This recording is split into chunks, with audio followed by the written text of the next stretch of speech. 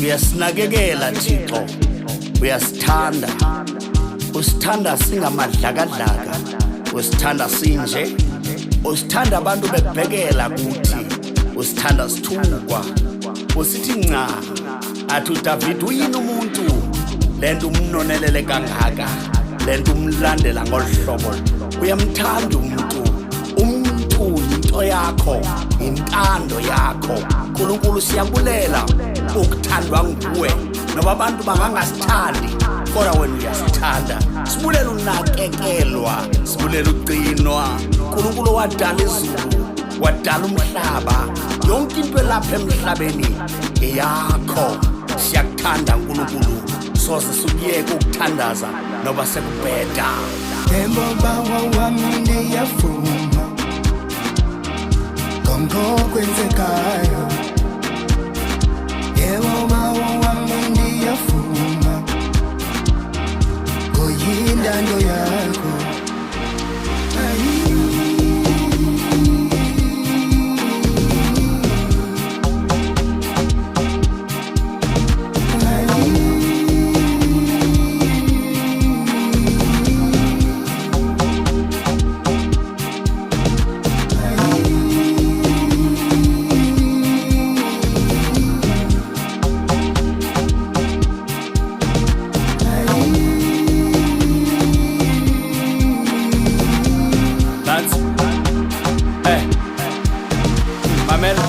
Uba uThixo bekhethelwa umuntu azamsebenzisa okanye umuntu azawuthetha ngaye emhlabeni, yabona thina besingena ukhethwa ngenxa yezinto esidlule kuzo nesizenzile. But uThixo akayikwikomiti, akayibahlalini, akayikwimithingi xa zawukhetha isitya esizawudlela amanene. Uyazijuzela, uthanda kakhulu ukhetha amadlakadlaka. Yabona ezi zinto ingathi azicacanga, ezi zinto ingathi zibekwe ekugqibeleni, ezi zinto ithi noba kukho imithingi kwamakwazo xa ithetha ihlalisa phantsi. uThixo uthanda usebenzisa zona. Aba baqokelela ama-empty tavern zizitya zikaThixo.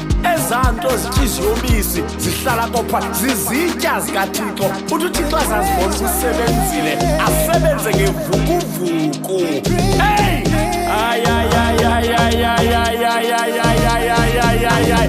Umaya, ulama, ikele, zimaya, ulia, tilesia. Njengoba wami ndiyavuma ngokwenzekayo,